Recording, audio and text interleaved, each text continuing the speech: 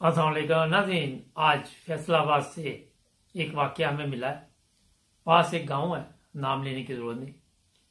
वहाँ एक लड़की है, अब तो वो खतून बन चुकी है, मगर वाक़या क्योंकि उस वक़्त का जब वो लड़की थी तो उस हिसाब से मैंने सोचा कि आपको भी सुनाया जाए। इसका कहना है कि एक दिन मैं यूट्यूब देख रही थी तो वहाँ पे मुझे आपका चैनल भी नज़र आया और मैंने एक दो प्रोग्राम शुरू में देखे तो मुझे अच्छे लगे। फिर मैंने गौर किया कि इसमें कोई ना कोई काम की बात होती है। तो शुक्रिया ये जो लड़की ये खतून है इनका भी। तो जनाब वाकया कुछ इन्होंने यूँ भेजा कि इसका कहना है कि हम इतने अमीर लोग नहीं हैं, बस ऐसे ही है कि एक अच्छी जिंदगी गुजर रही है मगर मियाना रवि के साथ, पर्दापोशी के साथ।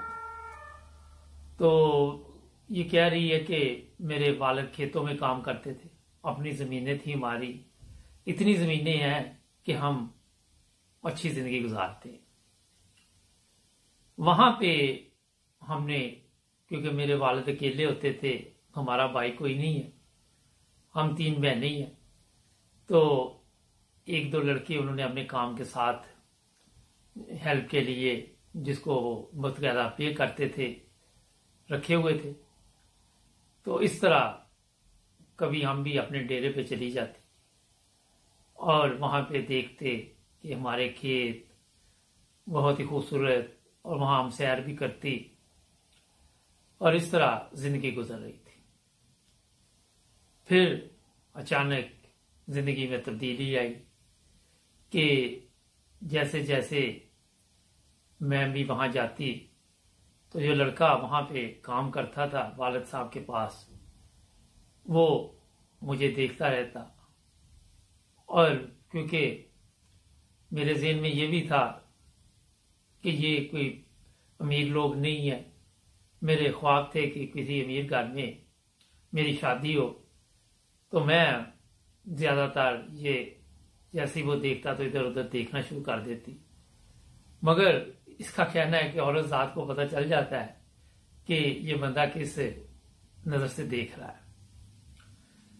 और फिर उस लड़के ने आहिस्ता आहिस्ता मेरे साथ बातचीत करना शुरू करी और एक दिन मैं सोच भी नहीं सकती थी कि वो मुझे ऐसे अल्फाज कहेगा कि मेरे पाँव के नीचे से ज़मीन निकल गई। उसने मुझे कहा कि मैं आपसे शादी करना चाहता हूँ, आप मुझे अच्छी लगती हैं। तो मैंने उसको यही कहा कि तुम्हारी इस वक्त तुम होश में नहीं हो, तुम्हें ऐसी बात नहीं करनी चाहिए, तुम मेरे वालिद के मुलाजम हो और यहाँ पे जो हम आपको देते हैं उसी से आपका गुजारा होता है। मेरे अंदर थोड़ा सा तकब्बर भी आ गया, गरूर भी आ गया, और इस तरह वो लड़का जो है वो खामोश हो गया। और मैं आप अपने वालिद को ये भी किसी दिन कहने वाली थी कि इसको काम से छुट्टी दे दें। तो इसी चक्कर में कुछ वक्त गुजर गया। तो एक दिन क्या हुआ कि मैं अपने खेतों की तरफ जा रही थी और उस दिन मैं अकेली थी, वालिद साहब को खाना भी देना था। तो हमारे पास एक गांव है, वहाँ के एक अमीर ज़ादा वहाँ से गुजरा, तो उसने मेरे साथ छेड़खानी की और फिर मैंने आगे से उसको बहुत सख्त जवाब दिया, मगर वो हमारे से भी ज़्यादा ताकतवर थे। और इस तरह वो जो लड़का था किसी अमीर घराने का था, वो हर वक्त यही देखता कि मैं कहीं पे भी अकेली नजर आ जाती तो वो मुझे छेड़ता कि मुझे मेरे साथ बदतमीजी भी करता। फिर मैंने अकेले बाहर जाना छोड़ दिया, बहनों के साथ जाती जब भी जाती।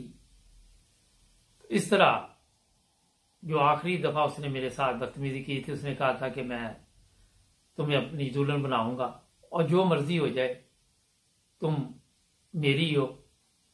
और मैंने इस बात को सीरियस नहीं लिया क्योंकि मेरे वालिदैन ने ज़ाहिर है कि जब तक रिश्ते से رشتے میں ہاں کرنی تھی تو رشتہ ہونا تھا۔ اور پھر ایک دن کچھ مہمان آئے تو پتا چلا اس لڑکے کے گھر والے ہیں۔ وہ جیسے ہی گھر آئے تو میرے والد صاحب ان کی خدمت میں لگ گئے تو کہنے لگے کہ ان لوگوں کے ہمارے اوپر بہت احسان ہے۔ میں بڑی پریشان ہوئی، اور اس طرح میرے والد صاحب ان کو انکار بھی نہ کر سکے۔ جب پوچھا گیا تو انہوں نے بتایا کہ کوئی وقت تھا کہ ہماری زمینوں پہ کچھ لوگوں نے قبضہ کر لیا تھا، پھر ان لوگوں نے ہماری مدد کی، پولیس وغیرہ اور ادھر ادھر کچہریوں میں جا کے، تو یہ زمین ہمیں دوبارہ ملی۔ اور پھر انہوں نے جب میرے رشتے کے لیے بولا تو میرے والد صاحب نے بغیر میرے پوچھے یہ کہہ دیا کہ جی ہمیں منظور ہے یہ رشتہ۔ میں بہت روئی، بہت پچھتائی کہ میں نے تو اس کو بڑا برا بھلا کہا تھا، تو وہ میرے ساتھ اب کیا سلوک کرے گا۔ اور اس طرح وہ دن آ گیا جب میری شادی اس کے ساتھ ہوگی۔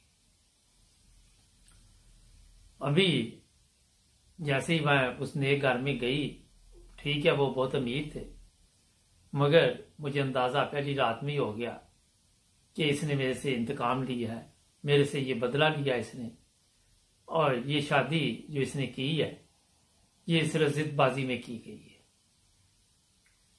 اور پھر وہی ہوا جس کا مجھے ڈر تھا۔ چند دن بعد اس نے مجھے طلاق دے دی۔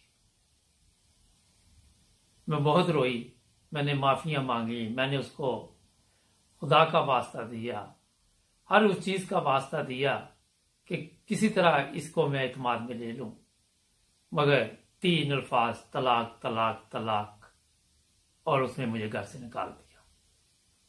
ساتھ اس نے یہ بھی کہا کہ اگر تم شروع میں میرے ساتھ ٹھیک رہتی تو میں تمہیں عزت کے ساتھ گھر لے کے آتا، لایا تو اس دفعہ بھی عزت کے ساتھ تھا، مگر عزت کے ساتھ اپنے گھر میں رکھتا۔ اور پھر وہی ہوا کہ میں اپنے والدین کے گھر واپس آ گئی۔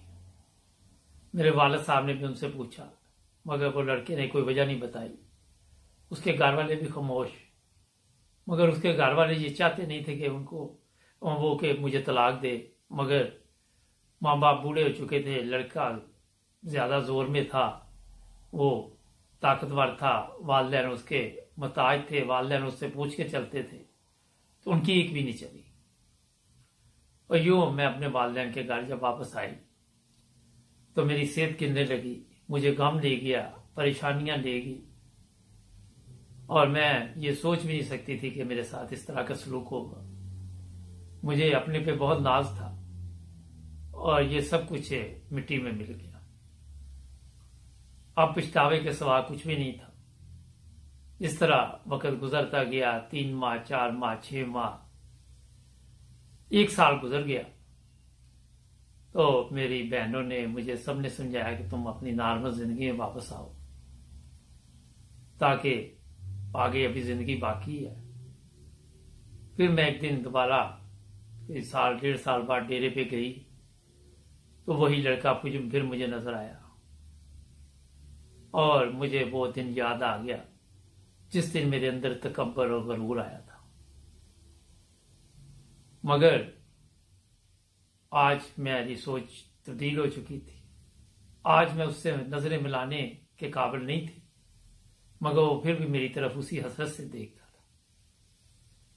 اور پھر میں دوبارہ، میرا بھی دل چاہا کہ میں اپنے ڈیرے پہ جایا کروں، اور پھر وہ لڑکا جو ہے اس نے دوبارہ مجھے وہی بات کہی جو اس نے تقریباً 1.5-2 سال پہلے بولی تھی۔ اس دن میں نے اس کی بات پہ غور کیا، پھر میں نے اپنے والدین سے خود بات کی۔ پہلے تو میرے والد خاموش ہو گئے، والدہ بھی خاموش، کوئی جواب نہیں دیا۔ بعد میں کہنے لگے بیٹا جیسے آپ خوش ہو، ہم آپ کی خوشی میں خوش ہیں، کیونکہ والدین نے بچیوں کو اپنے گھروں میں تو نہیں بٹھانا ساری زندگی۔ میرے والدین بھی بوڑھے تھے، اور ہر ایک کو ہوتا ہے کہ بچیاں جتنی جلدی اپنے گھروں کی ہو جائے، اور اس طرح بڑی سادگی کے ساتھ میری شادی کر دی۔ اور آج میرے 4 بچے ہیں۔ پھر میرا جو میاں ہے ہمارے پاس ہی کام کرتا ہے، مگر میرے والد نے اس کو عزت احترام دیا اور گھر بار اور یہ چیزیں پوری مدد کی. ہم اپنی ایک علیحدہ زندگی گزار رہے ہیں. مگر میں آج بھی یہ سوچتی ہوں کہ کسی چھوٹی سی چیز میں بھی آپ کو تکبر نہیں کرنا چاہیے. ہمیں تکبر نہیں کرنا چاہیے، کیونکہ کئی دفعہ چھوٹی چھوٹی چیزیں بھی انسان کے سامنے آ جاتی.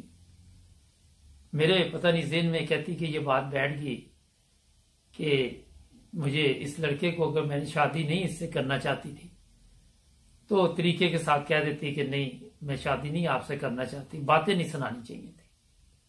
شاید اسی کا آج بھی مجھے احساس ہوا. میں نے اس سے معافی بھی مانگی مگر اس نے معاف کر دیا. مگر ایک امیر زادے سے جب میں نے معافی مانگی تو اس نے معاف نہیں کیا. آج میں اپنے خاوند کی بے حد عزت کرتی ہوں اور ہمارے پاس اتنا کچھ تو نہیں ہے مگر جو بھی ہے اللہ تعالیٰ کا شکر ہے. ہم ایک عزت کی زندگی گزار رہے ہیں.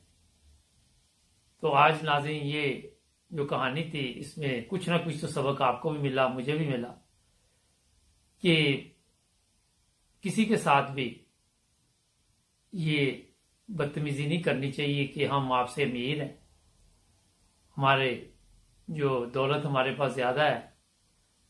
تو یہ چیزیں کئی دفعہ اللہ تعالیٰ کو ناپسند آ جاتی ہیں اور سزا جو دنیا میں مل جاتی ہے. ہمارے چینل کو بھی سبسکرائب کریں، جڑے رہیں نائن ٹی وی کے ساتھ. کل ملیں گے ایک نئی کہانی میں. اپنا خیال رکھیں. اللہ حافظ.